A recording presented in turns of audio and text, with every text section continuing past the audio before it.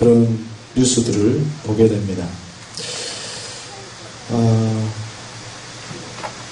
우리가 이제 이 시대를 바라볼 때 여러 가지 경제 사정, 문화적인 상황 또는 사회적 상황 이런 모든 상황들을 바라보고 또 동시에 영적인 상황을 총체적으로 바라볼 필요가 있습니다. 그래서 오늘 이 시대를 바라보는 프리즘으로 우리가 성경 말씀을 대해야 되고 그 말씀 속에서 오늘날 우리에게 주시는 그 하나님의 음성, 하나님의 메시지를 들어야 될 줄로 믿습니다. 오늘 말씀에서는 사사시대를 이렇게 배경으로 하고 있습니다. 사사시대는 이스라엘 백성들이 출애굽해가지고 이제 여호수아를 통해서 지도자로 삼아가지고 가나안 땅을 정복을 하게 되죠. 가나안 땅을 정복을 하게 됩니다. 그래서 가나안 땅 정복하는 시기는 상당 기간이 걸렸습니다. 우리가 이제 한순간에 덮쳐가지고 그 가나안 땅을 다 지배해버린 것이 아니라 사실은 기나긴 시간이 걸렸습니다. 5년에서 10년 이상 이렇게 오랜 시간 동안 그 땅을 이제 정복해 갔던 거죠. 그리고 이제 분배된 각 지파마다 분배된 땅이 있었어요. 그래가지고 분배된 땅을 기업으로 받아가지고 그 땅에서 이제 가나안 땅의 방식으로 농사를 지어가지고 그 수확의 열매를 먹으면서 생활하게 된 것이죠. 그러니까 이스라엘 백성들은 원래는 이집트 땅에 살았잖아요. 이집트 땅에 사는데 그 땅에서도 농사를 지었어요.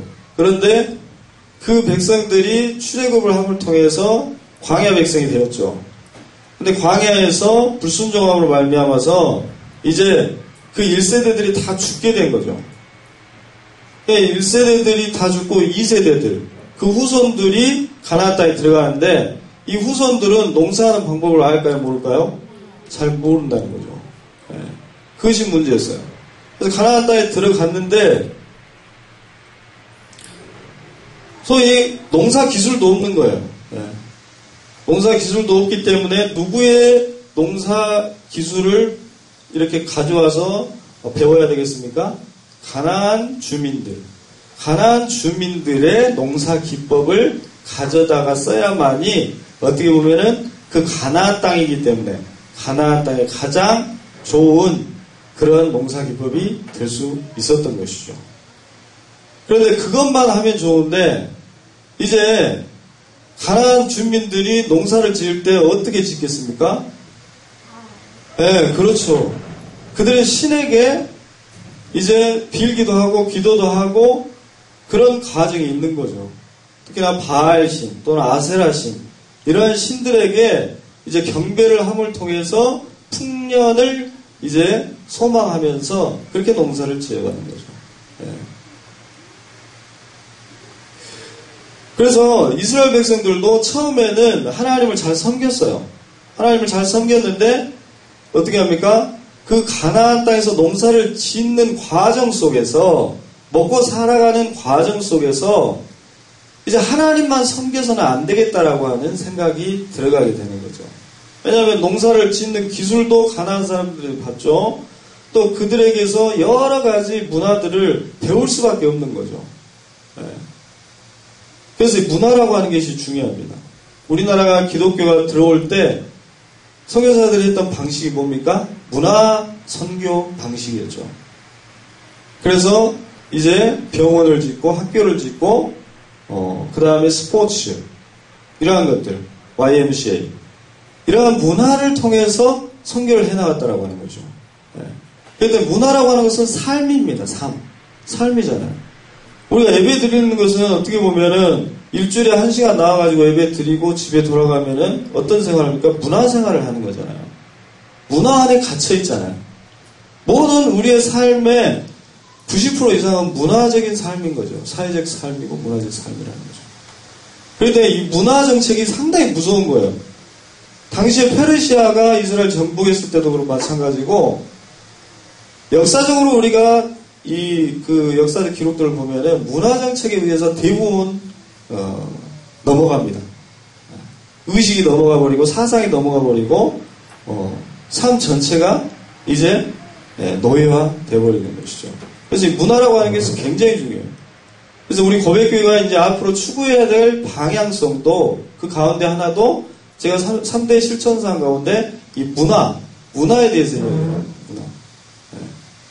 기독교 문화뿐만 아니라 이 하나님 나라의 문화, 이것을 창조적으로 만들어가고 창조적으로 제시하고 창발적으로 표출해낼 수 있는 사람들이 누구냐? 기독교인이라는 거죠. 기독교인.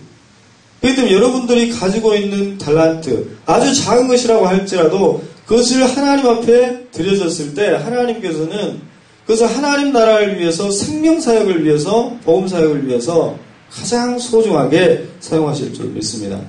그렇기 때문에 오늘 말씀에서도 이제 이 문화에 흡수되어 버리는 거예요.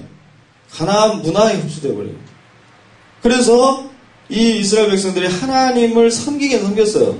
산당에다가 섬기긴 섬겼지만은 그들이 섬기는 방식을 가져오는 거예요. 방식. 이 방식이 굉장히 중요합니다. 방식이 마음을 지배해버려요. 네. 우리가 다윗이 법궤를 빼앗겼을 때도 법궤를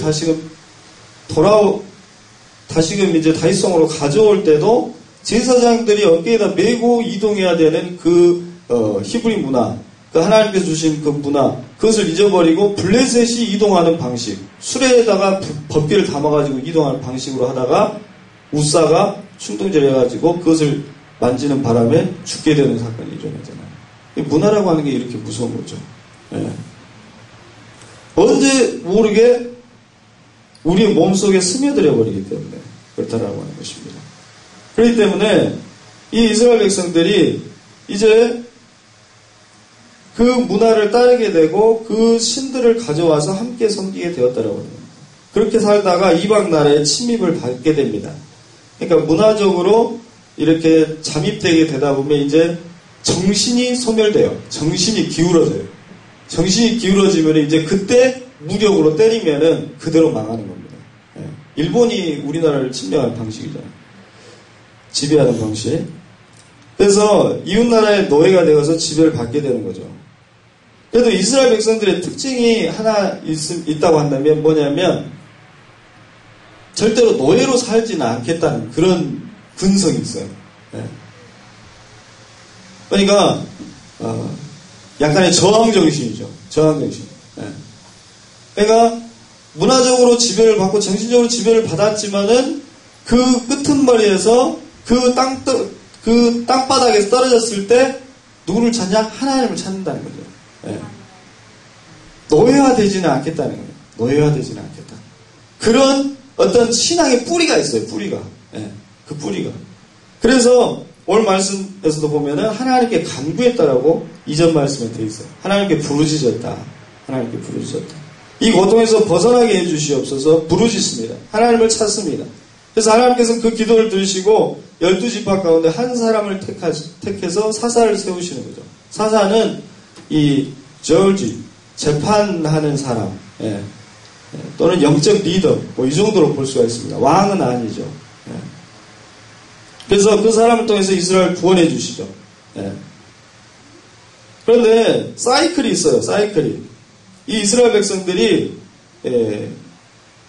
살아가는 방식 속에서 그 하나님을 믿는 신앙 속에서 사이클이 있다라고 하는 거죠. 그러니까 반복되는 패턴이 있다는 거예요. 반복되는 패턴. 그렇죠. 바로 하나님을 잘 믿다가도 이제 이방신을 섬기고 또는 이런 그런 유혹들에 빠져요. 문화 속에서 스며들게 돼가지고 정신을 잃어버려요. 신앙을 어느 순간에 잃어버려요. 그래가지고 이제 노예화됩니다. 지배를 받게 돼요. 그러면 이제 땅바닥에 떨어지면 어떻게 됩니까? 하나님 살려주십시오. 저 좀 살려주십시오. 그러면서 부르짖어요. 그러면 하나님께서 또 한 명을 택합니다. 사사 한 명을 택해요. 그럼 그 사사를 통해서 이스라엘 구원해줘요. 그래서 그 사사가 사는 날 동안은 이스라엘이 평안하였더라.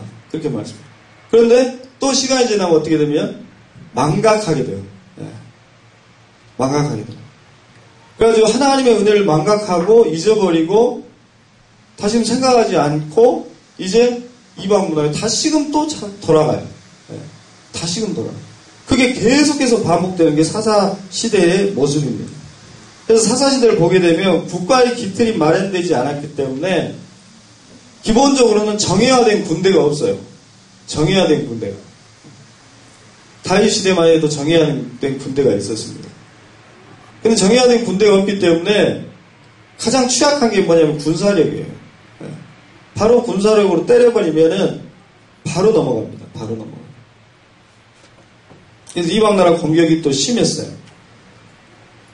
그래도 아까도 말씀드렸듯이 이스라엘 백성들 위기 순간에 하나님을 찾습니다. 그러나 평화로워지면 다시금 하나님을 떠나요. 그러니까 뭐냐면 하나님을 버리지는 않았지만 그렇다고 하나님께 온전히 헌신하지는 않는 삶. 그러니까 어중간한 삶.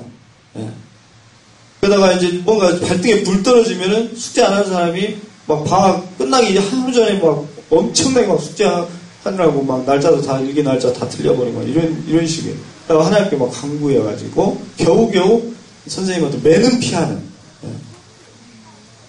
하지만은 공부를 정말 내 목표를 가지고 정말 하나님께서 주신 데 소명을 가지고 살아가는 그 삶, 역동적인 삶, 그 삶으로까지는 나아가지 못해요. 굉장히 수동적인 삶, 사사시대.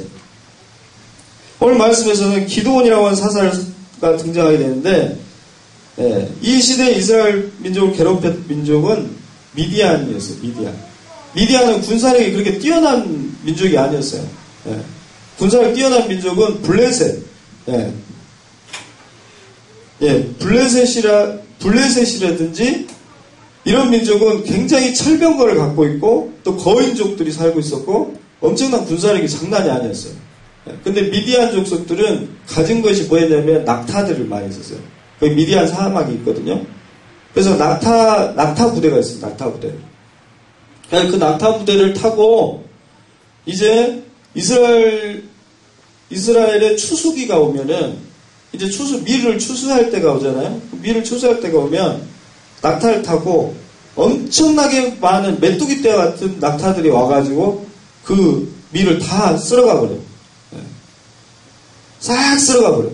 뭐 먹을 거 있다. 돼지나 뭐 이렇게 짐승 같은 거 있다. 다 쓸어가 버려요.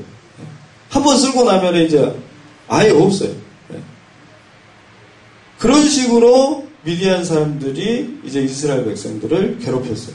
그래서 그 너무나 괴롭고 그 괴로움의 근거는 뭐냐면은 그들이 다 먹을 거 쓸어가가지고 너무나도 굶주려서 죽겠다는 거예요. 굶주려서. 그럼에도 불구하고 미디안에 대항할 생각은 못해요. 이스라엘 백성들. 어떤 방식으로 미디안을 대항하냐? 산속으로 올라가요. 그래가지고 굴을 파고 웅덩이를 팠다. 그렇게 말씀하죠. 6장 1절 말씀에. 그래서 굴을 파고 웅덩이를 파가지고 그 속에 들어가가지고 숨어서 사는 거예요.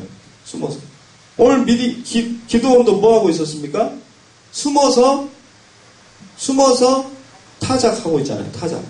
밀은 이제 미디안 그 낙타가 다 쓸고 나가버리면 그 떨어져 있는 거, 그거 주워다가 이제 원래는 그 아로하나 타작 마당 같이 이렇게 큰 넓은 타작 마당에서 타작을 해야 되는데 포도주 틀은 조금밖에 못 넣어요. 밀 타작하는 게 아닙니다. 포도주를 짜는 거지. 근데 거기에다가 조금씩 넣어가지고 그거를 타작을 하고 있는 거예요. 타작을. 개인적으로. 원래는 함께 동네 사람들 다 모여가지고 타작을 하는데 그럼 풍요로움이 사라져버리고 개인주의적으로 그냥 혼자 굴 속에 들어가가지고 그거 타작하고 있는 거예요. 어떻게 해서든지 그래도 하루 식량을 마련하기 위해서 몸부림을 치고 있는 거죠. 기드온도. 그게 바로 이 사사시대 이스라엘 백성들의 모습이었다는 것입니다. 그러한 모습들은 마치 오늘날 우리나라에서도 우리 사회에서도 많이 보게 됩니다. 제 주변에서 취업 때문에 고민하는 청년들이 많이 있어요. 취업이 너무나도 어렵기 때문에. 요즘 너무 취업이 어렵죠. 물론 이제 상대적으로 좀 가지 않으려고 하는 그런 청년들의 그런 모습들도 있죠. 그럼에도 불구하고 기본적으로 구조적으로 지금 굉장히 취업하기 어려운 시대인 것만은 분명한 것 같습니다. 그래서 뉴스에 보면은 취업 준비생 중 7명 중에 1명이 자살 충동을 느낀다고 합니다. 실제로 엊그저께 보니까 목포에서도 1명이 아파트에서 떨어져서 자살했다고. 취업 준비생이. 네. 그런 얘기도 듣게 되고. 계속해서 늘어나게 되는 거죠. 결혼은 꿈도 못 꾸고 이번 생에는 망했다. 뭐 그런 얘기 하면서 4포세대, 뭐 5포세대, 그리고 좀 더 적극적으로는 소소학이라고 하던가요? 소소학. 우리 박근원, 우리 서울에서 물먹은 박근혜 집사님, 소소학일 거예요. 소소학. 소소학. 그쵸? 예. 우리 정 집사님 그런 거 좀 잘하실 것 같은데. 소소하지만은 확실한 행복을 추구하는 그런 쪽이라고 해요. 그래서 왜냐면은 개인적으로 예를 들어서 무료 쿠폰 같은 거 어디서 구해가지고 경제적으로 부담이 없으면서 누군가와 함께 하지 않아요. 함께 하게 되면 벌써 비용이 발생하게 되고 약속 정해야 되죠. 또 골치 아프잖아요. 그렇기 때문에 그냥 나 혼자 뭔가 이렇게 즐기고 확실하게 즐길 수 있는 그것으로 딱 끝내자. 큰 것은 못하지만 그래도 작은 것이요.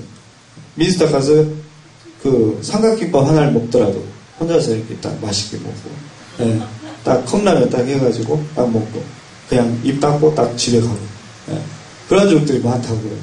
그래서 보면은 요즘에 수안지구에도 그 도시락이 굉장히 유행인 것 같아요. 도시락 혼자서 다 앉아서 다 먹고 있어요. 저도 바라보면 혼자서 다 하면 2,800원에서 3,800원 이 정도 사 먹을 수 있다. 작지만 확실한 행복들을 추구하는 그런 모습도 청년들에서 많이 발견되는 것 같습니다. 이러한 현실 속에서 하루하루 입에 풀질하기도 힘든 시기에 하나님을 믿는다는 것은 무엇인가? 하나님 믿는 신앙은 과연 무엇인가? 과연 신앙은 지금 왜 무엇 때문에 필요하냐라고 하는 질문을 하게 됩니다. 청년들이 그런 질문들을 하게 됩니다. 굳이 내가 하나님을 믿어서 좋은 게 뭐가 있냐? 그거죠. 실효성을 따지는 거예요. 요즘 유행하는 실효성을 따지잖아요. 그 다음에 가성비 따지고. 하나님 믿어서 좋은 게 뭐가 있냐? 오늘 말씀에서도 사사시대에도 이러한 물질적인 궁핍함이 있었습니다. 그래서 사람들은 이방신을 신전에 모시고 섬기기도 하였습니다. 하나님을 믿는 신앙이 결코 밥을 먹여주지 않는다는 생각이 팽배했던 것입니다. 사람들이 신전에 하나님을 섬기면서 바알신, 아세라신, 만본신 같은 이방신을 들여다놓고 같이 섬겼던 거죠. 이들에게는 먹고 사는 문제가 가장 시급하고 중요한 문제였는데 하나님은 그 문제에는 관심이 없는 것 같아서 이웃 잘 사는 나라들 바라보니까 그런 신들을 섬기고 있기 때문에 그냥 같이 섬겨보는 것이죠. 그렇게 하면은 내가 이번에 풍년이라도 조금이라도 풍년을 얻을 수 있을까라고 하는 마음에서 그렇게 하는 것입니다. 그러나 결국에 그들은 오히려 이웃 나라들의 힘에 의해서 오히려 노예가 되는 그런 상황에 처하게 됩니다. 결과적으로는 그렇게 돼요. 추수 때가 되면 싸워볼 여력도 없이 심각한 패배주의에 빠져서 굴 속으로 도망가고 달려가고 있는 이스라엘 백성들. 그거 어떻게든지 숨어보려고. 그리고 다 지나가면은 슬금슬금 나와서 그 이삭을 주워다가 빻고 있는 기드온. 그것이 이스라엘 백성의 모습입니다. 그들은 하나님이 어떤 분이신지 누구이신지조차도 잊어버리게 되었습니다. 그러나 그들이 삶의 밑바닥까지 떨어지게 되자 지푸라기라도 잡는 심정으로 하나님께 간구하기 시작합니다. 6절 말씀에 보면 이스라엘이 미디안으로 인하여 미약함이 심한지라 마음이 미약해졌어요. 작아졌어요. 완전히 땅바닥까지 떨어지게 된 겁니다. 이에 이스라엘 자손이 여호와께 부르짖었더라 라고 말씀합니다. 그들은 이제 하나님이 살아계시다면 어떻게 좀 해보세요. 정말 못 살겠습니다. 정말 어떻게 좀 살아계시다면 어떻게 나타나 보시든지, 뭐 어떻게 나한테 뭘 떨어뜨려 보든지 좀 해보시라는 거죠. 계속해서 간구하고 부르셨을 때 하나님께서 한 사람을 부르십니다. 그 사람은 바로 기드온입니다. 기드온은 그들의 삶과 동떨어진 삶을 산 것이 아니라 그들의 삶 속에서 그냥 똑같이 살아가는 사람 중에 한 명이었어요. 두려움에 떨고 있는 거 똑같아요. 굴 속에 들어가서 빠꾸 있는 거 똑같아요. 어떤 믿음이 대단한 사람이 아니었다라고 하는 것입니다. 족보로 따져도 이 사람은 바로 레위 지파나 유다 지파나 에브라임 지파나 커다란 지파가 아니라 므낫세 반 지파, 미약한 지파 출신이었다고 하는 것이죠. 그러한 평범한 기드온에게 하나님의 사자는 나타납니다. 그리고 말씀합니다. 큰 용사여 여호와께서 너와 함께 계시도다. 저는 이 말씀을 듣고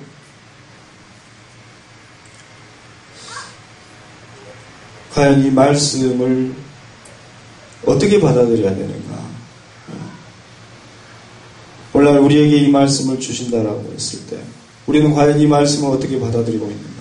큰 용사여 여호와께서 너와 함께 계시도다. 하나님께서는 이스라엘의 절체절명의 시기에 한 사람을 부르시는데 그 사람은 군사적으로 뛰어난 사람도 아니었고 훌륭한 지파도 아니었고 정말 미디안이 두려워서 떨면서 굴 속에 들어가서 포도주틀을 밀타작하고 있는 지극히 평범하고 소시민적인 그러한 사람이었습니다. 그런데 우리는 여기서 두 가지 하나님의 메시지를 들을 수 있습니다. 첫째는 하나님은 하나님의 일을 이루실 때 반드시 사람을 통해서 역사하신다라고 하는 것입니다. 자신이 직접 일을 척척 진행하시면은 좋을 것 같아요. 보기에도 좋고 은혜스럽고 아주 빨리빨리 일 처리도 되고.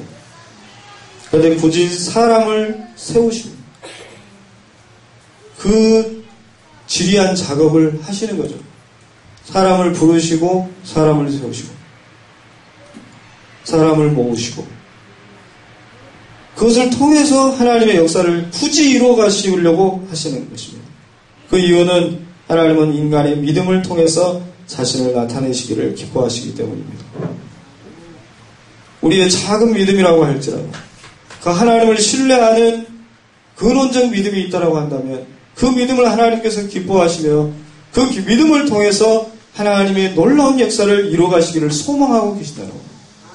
하나님은 그것을 위해서 기다리기 위해서 천년을 기다리실 수도 있고 얼마든지 기다리실 수 있어요.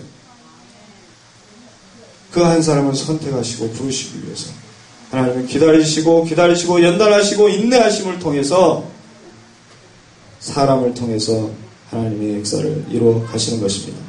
오병이어의 기적을 그냥 행하시면 되는데 굳이 작은 아이를 불러다가 그 아이가 가지고 있는 도시락, 물고기 2마리와 5개, 떡 5개를 가져다가 그것을 통해서 축사하시고 하나님의 역사를 베푸시는 것입니다. 그냥 구원하시면 되는데 마른 막대기와 같은 12제자를 부르셔서 하나님의 복음을 전하게 하시는 것입니다. 그 하나님의 부르심 앞에 저와 여러분이 서 있는 줄로 믿습니다. 우리가 그 부르심 앞에 겸손하게 정말 고개 숙인다라고 한다면 하나님께서 우리의 작은 믿음, 겨자씨가 됐던 믿음을 통하여서도 하나님의 큰 일을 이루실 줄로 믿습니다.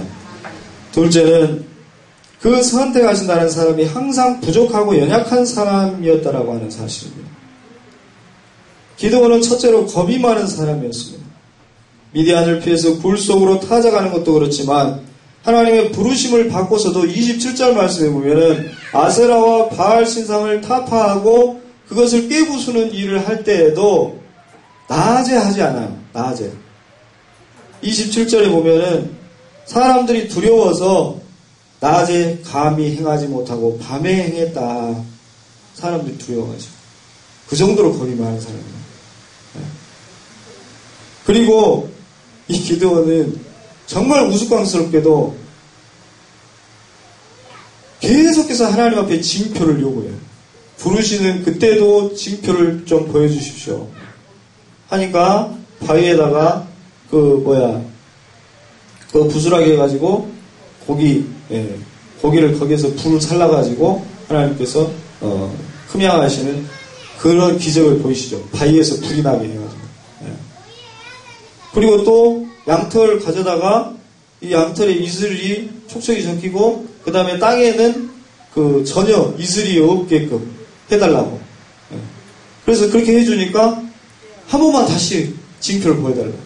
이제 양털에는 메마르고 양털은 뽀송뽀송 메마르고 땅은 이슬로 적시게 해주십시오. 우연적으로 그럴 수 있으니까 이렇게 뒤집어서 해보고 저렇게 뒤집어서 해보고 하나님이 살아계시면서 이 정도로 치사하게 정말 주문한 사람은 기드온이 처음인 것 같아요. 제가 봐도. 그런데 하나님께서는 그 기드온을 보시니까 그 기드온의 중심을 보시기 때문에 기드온은 어떤 면에서는 자신의 무능력함을 인정하는 사람이었다라고 하는 거죠. 자신의 무능력함을 인정했어요. 내가 할 수 없다라고 하는 것을 철저히 인정하고 하나님께서 행하실 것이다라고 하는 하나님께서 행하셔야만이 이 일이 이루어질 것이라고 하는 그 책임 전가를 하나님에게 했음에도 불구하고 어쨌든 기드온은 분명히 하나님의 역사를 믿는 사람이면 분명히 했다라고 하는 거죠. 그 작은 믿음을 보시고 하나님께서는 이 기드온을 들어 쓰신 것입니다. 하나님께서 이스라엘을 구원할 사람을 선택하실 때 이렇게 반드시 자신의 무능력을 고백하는 자를 선택하셔서 하나님의 능력을 나타내셨습니다. 그러나 분명한 것은 기드온은 하나님의 역사를 갈망하는 사람이었고 또 민족을 사랑하는 사람이었어요. 민족을 사랑. 그래서 여호와의 사자가 그렇게 나타나서 큰 용사다. 하나님께서 너와 함께 하신다라고 했을 때 하나님 어디 가셨습니까? 계속해서 불평하면서 따지잖아. 우리 민족이 이토록 되기까지 하나님 어디 계셨습니까? 나의 가정이 이토록 되기까지 하나님 뭐 하셨습니까? 하나님은 우리를 버리신 것이 아니십니까? 그러한 투정은 어떤 면에서는 민족에 대한 사랑, 가정에 대한 사랑이 있었기 때문에 투정할 수 있었다라고 하는 것입니다. 민족의 아픔을 그는 느끼고 있었고 하나님께서 뭐 하시는가 고민하면서 하나님을 갈망한 사람이었습니다. 그것이 바로 기드온의 비워진 그릇이었습니다. 그 비워진 그릇에 하나님께서 당신의 능력을 채워주셨던 것입니다. 하나님의 사자는 기드온에게 선언하십니다. 큰 용사여 하나님께서 너와 함께 하십니다.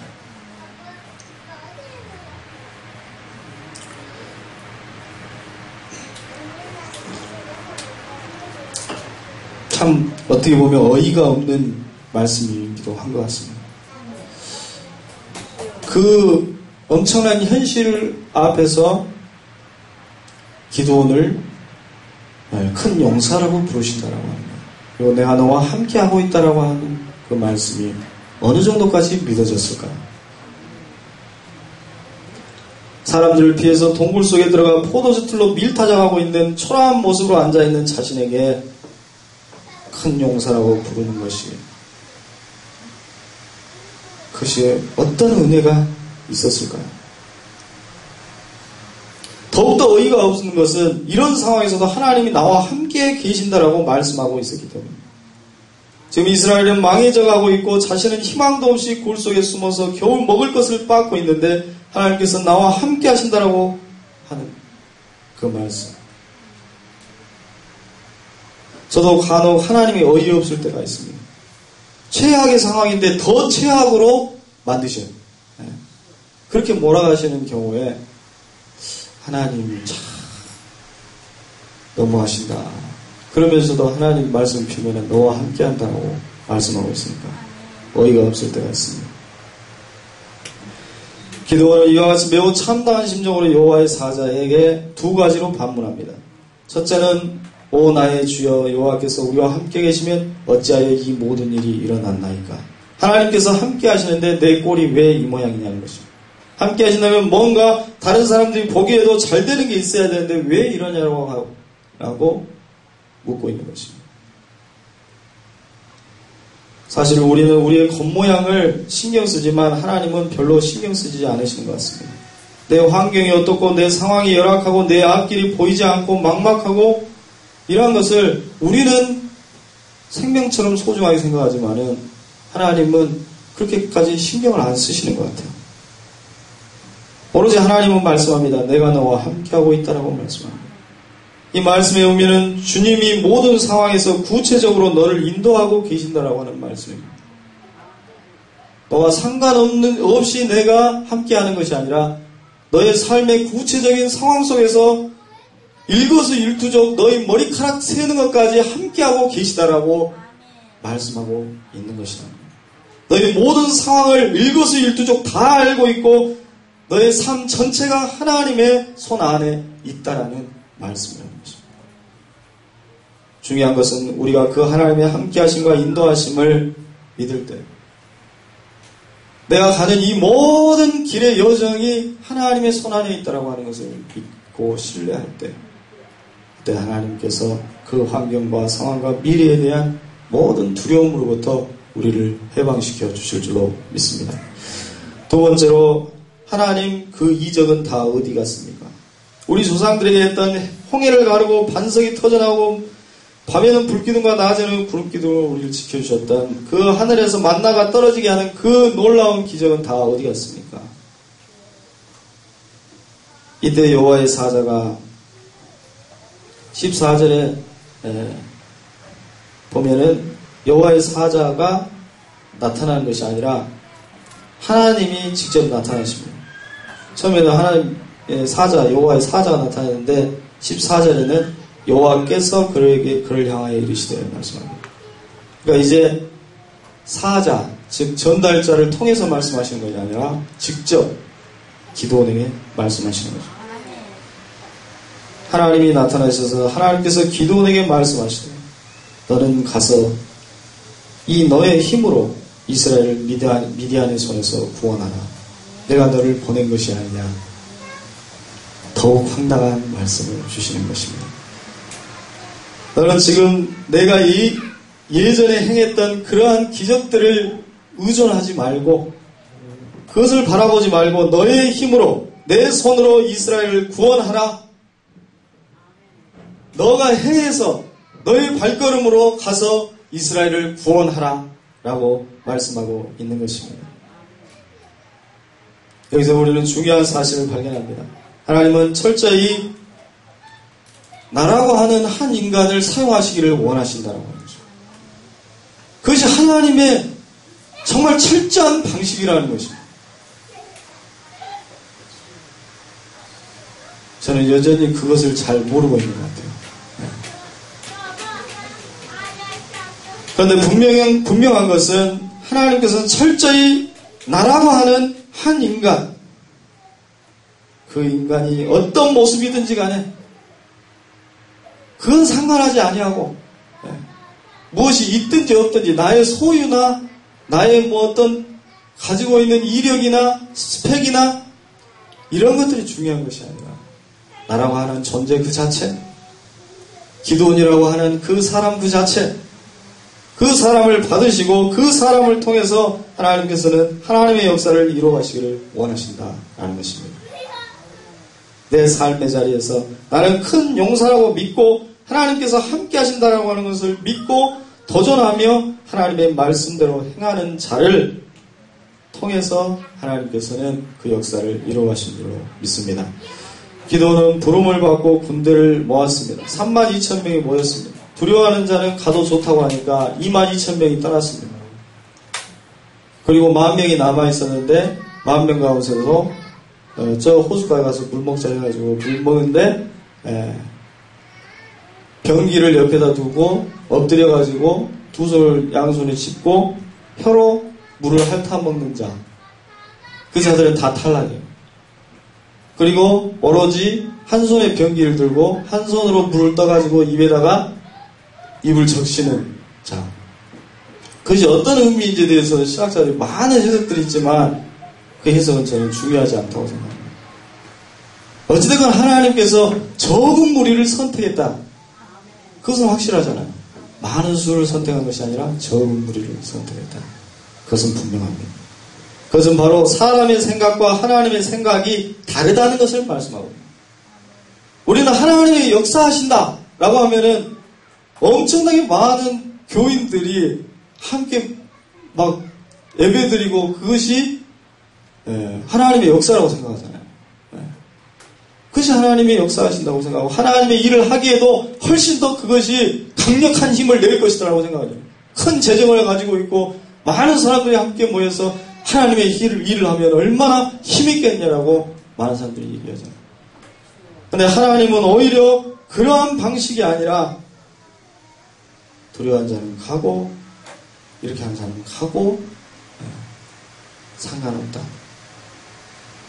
적은 무리가 모일지라도 그 사람들을 통해서 하나님의 능력과 영광을 나타내시겠다는 것입니다. 오늘 우리에게 닥친 현실 속에서도 기도원과 같은 암울한 현실이 있습니다. 그리고 동일하게 하나님께서 우리를 향해서 너는 큰 용사라 내가 너와 함께한다라고 말씀하십니다. 때론 그 말씀이 이해가 안 갈 때도 있지만 분명한 것은 그 말씀을 믿고 나아가는 자를 통해서 하나님은 개인의 구원뿐만 아니라 가정의 구원, 민족의 구원의 도구로 우리를 사용하신다라는 것입니다. 그 믿음을 가지고 나아가서 기도원과 같이 하나님의 쓰임을 받을 수 있는 저와 여러분들 수 있기를 주님의 이름으로 축원합니다. 기도하겠습니다. 사랑의 주님 감사합니다. 오늘 우리와 같이 부족하고 연약한 사람들을 큰 용사라 내가 너와 함께한다라고 말씀하여 주시니 감사합니다. 그것은 단지 추상적인 얘기도 아니고 현학적인 얘기도 아니고 단지 성경에만 쓰여져 있는 얘기가 아니라 오늘 나에게 주신 하나님의 음성인 줄로 믿습니다. 하나님 아버지, 참으로 우리는 보잘것없고 우리는 연약하지만 하나님께서는 능하시고 하나님께서는 하나님의 계획 안에서 모든 것을 행하실 수 있는 분이신 줄 믿습니다. 하나님, 우리가 그 하나님을 믿고 신뢰하고 그 하나님의 손을 붙잡고 나아갈 수 있는 믿음을 허락하여 주옵소서. 하나님 아버지, 우리 안에 그릇이 준비되었지 않다고 한다면 우리를 정결케 하여 주시고 우리의 그릇을 넓혀주시고 우리 그릇을 하나님 아버지 하나님의 복음을 담게 우리 하나님의 생명을 담게 하나님의 능력을 담게 충분한 그릇으로 우리를 빚어 주시옵소서. 준비시켜 주시옵소서. 우리 오늘 통하여서 하나님의 때에 하나님의 순간에 하나님의 도구로 사용되어지는 우리 모두가 되게 하여 주시옵소서. 오늘 함께 예배드리는 모든 주의 백성들의 삶과 가정과 자녀들을 위해 주의 놀라운 은총과 축복이 함께 할 수 있도록 축복하여 주실 걸 믿사옵고 감사드리며 예수 그리스도의 이름으로 기도드리옵나이다. 아멘. 우리 다 같이